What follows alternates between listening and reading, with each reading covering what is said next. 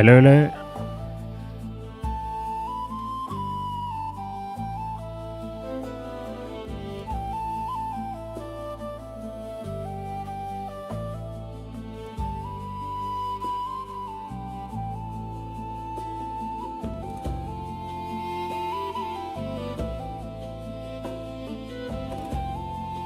And I'm back again to talk a little bit more about the Isekai story that I'm working on, and I've had a little bit of progress.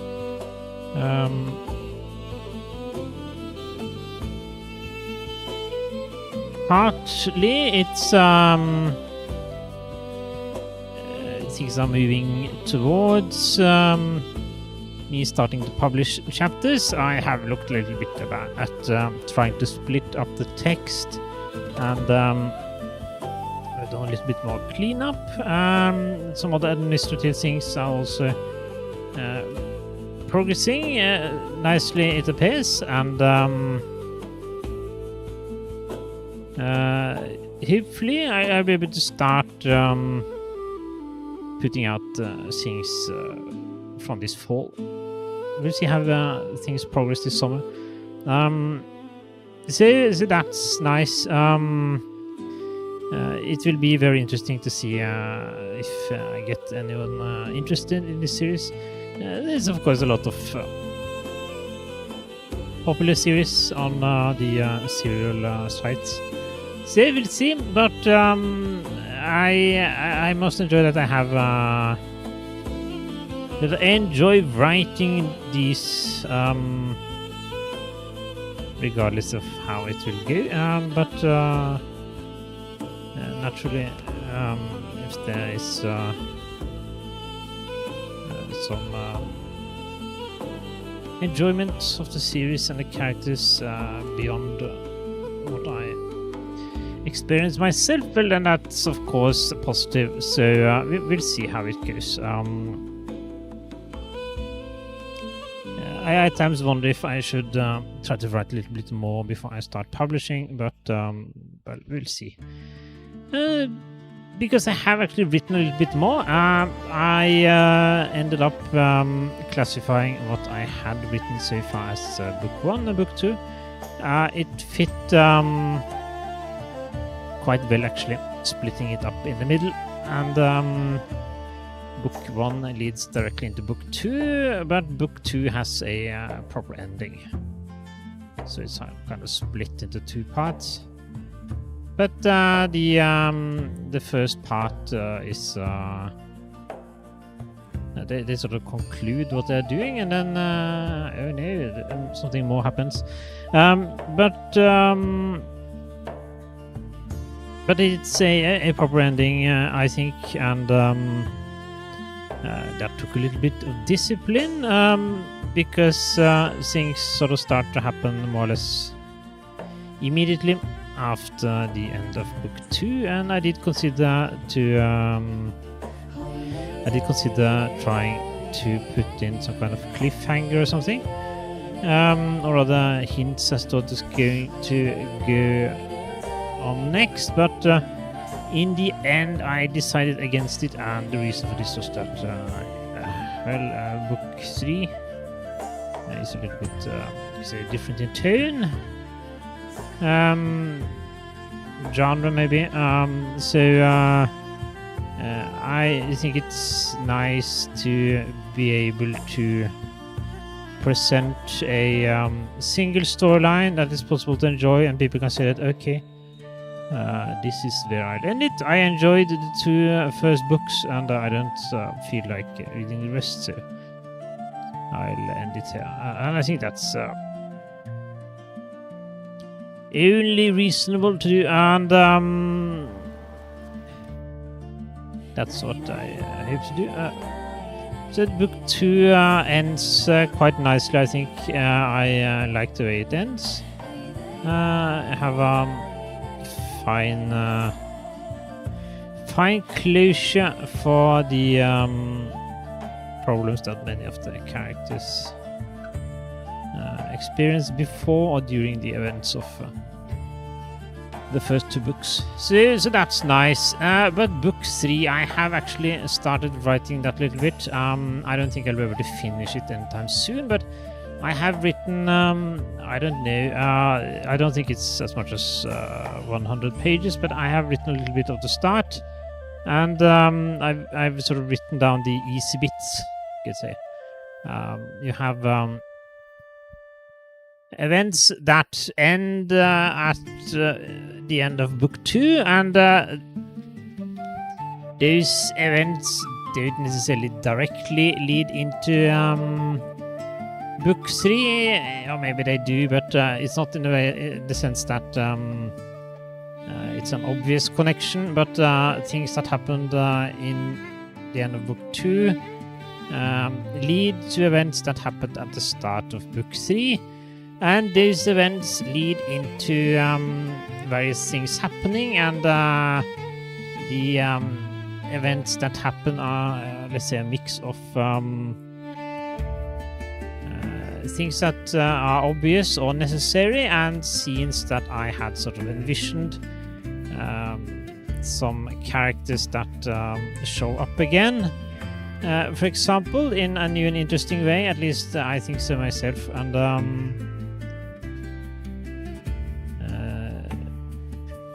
I guess I am almost at a point of having written the first part of book 3. I don't quite know how it will turn out. I have somewhat decided on an ending, but I'm not quite sure if I'll use that. And there are some things that will need to happen between the point that I have reached and the ending that I also haven't quite decided on. I have some ideas. I sort of have some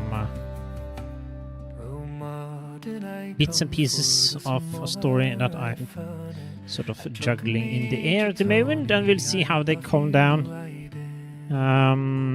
I still feel that I'm lacking something, but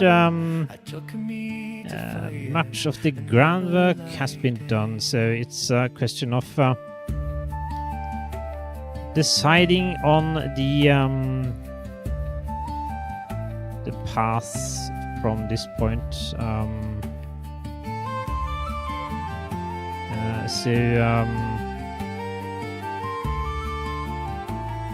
I think the events in book 3 will lead into the events of book 4, so in that sense you will have book 1 and 2, which are somewhat intertwined, and then you have book 3 and 4, which are also same. Maybe it would have been better to release them as books 1 and 2 and not 1, 2, 3 and 4, but yes, we'll see how it goes. And here the dilemma for the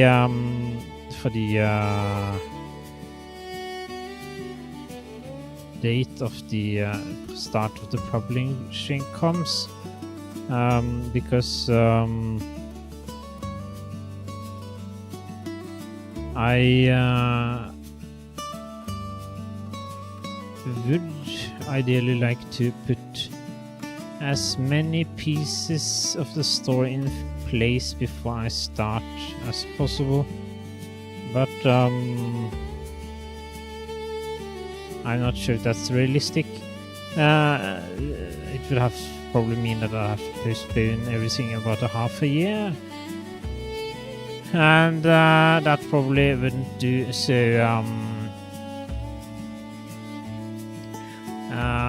of course, there's the aspect of when I start publishing, I might get some comments that I feel are worth taking into consideration, and I guess reception might have an impact on any potential rewrites and so on. So there's an argument for not sort of nailing down too much of the final events anyway, but I do think that since the what I'm writing is a draft that will have to be rewritten anyway, I don't see that as a problem. It's more a question of sort of writing down the general outline for the event, which also makes it possible to have a little bit of foreshadowing here and there, and putting some events that are connected to later events and so on, in a way that makes sense, so everything sort of flows a little bit better. That's more difficult to do when you don't know where you're going, but we'll see how it ends up, I guess. I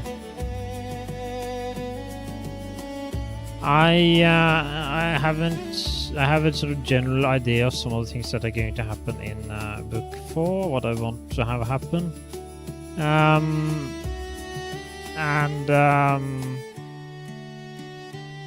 I guess the premise for book 3 sort of leads itself well towards that goal, but exactly how the details are going to be handled is the big question, and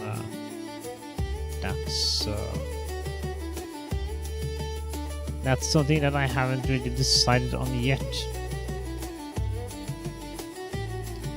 So we'll see. I'll sort of run it through my mind a couple of days more, I think.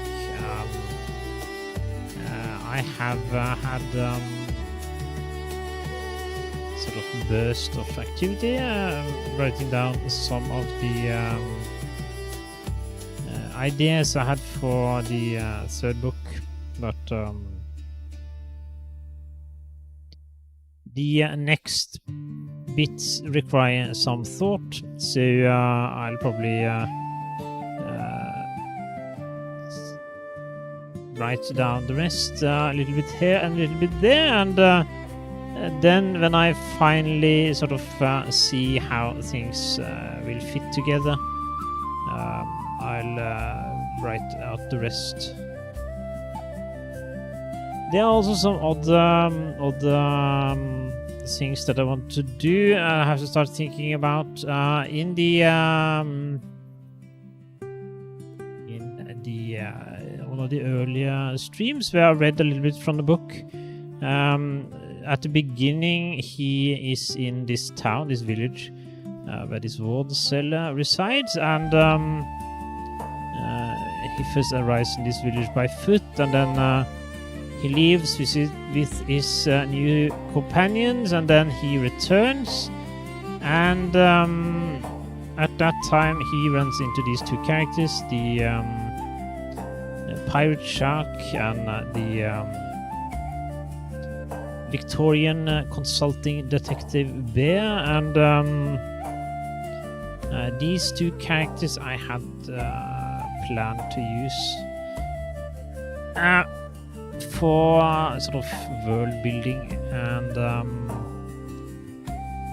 plan to write a little bit about their journeys, and I haven't started that yet. I don't know how that will turn out. I have a sort of general idea of how I want to do it, but I need to actually sit down and sort of try it out, see how it works.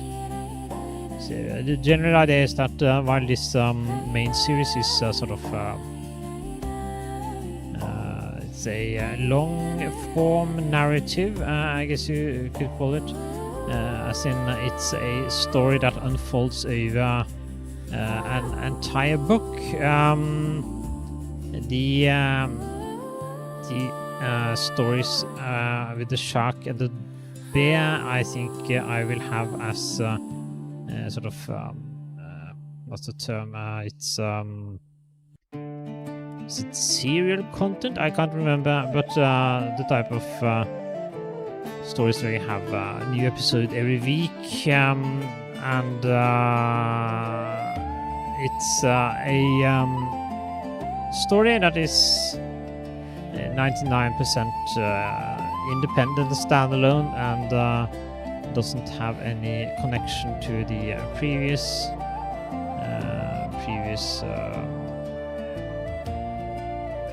last week's story or to next week's story, and it's mainly standalone stories, and that's sort of what I do for that. I did have a little work. It sort of I guess to a large extent depends on how the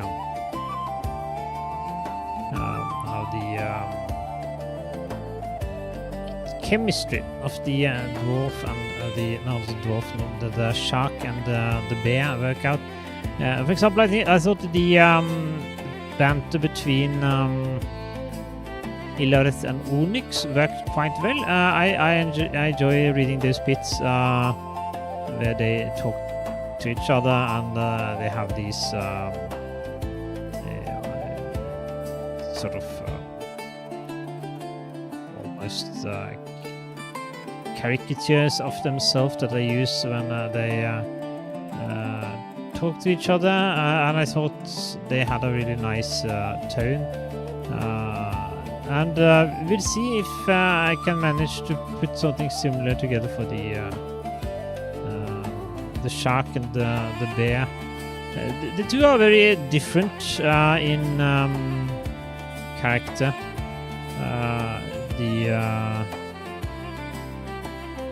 The shark being somewhat not necessarily simpler, but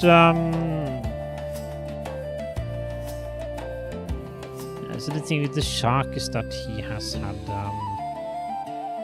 spent time in this world of reality. So maybe I'll use him for some kind of not necessarily forced wall-breaking humor, but by him dropping references that the bear does not understand, or anyone else for that matter, references and words, ways of speaking and so on. That's at least sort of what I have been thinking, and we'll see how it goes. The chapters or the episodes with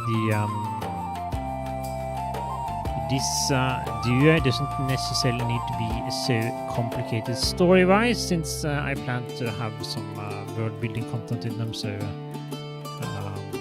part of the stories is to use them for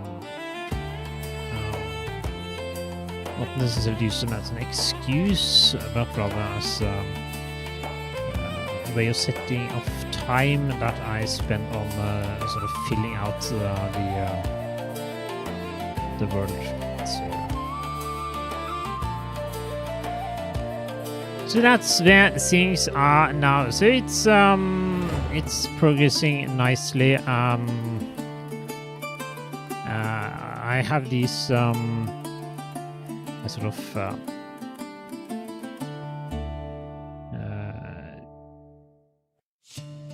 at times I sort of would like to try to push everything I've written out as quickly as possible, so that people can look at it and that I can build upon it. And other times I sort of feel that a lot of rewriting will be necessary before I reach a point where the stories reach their potential.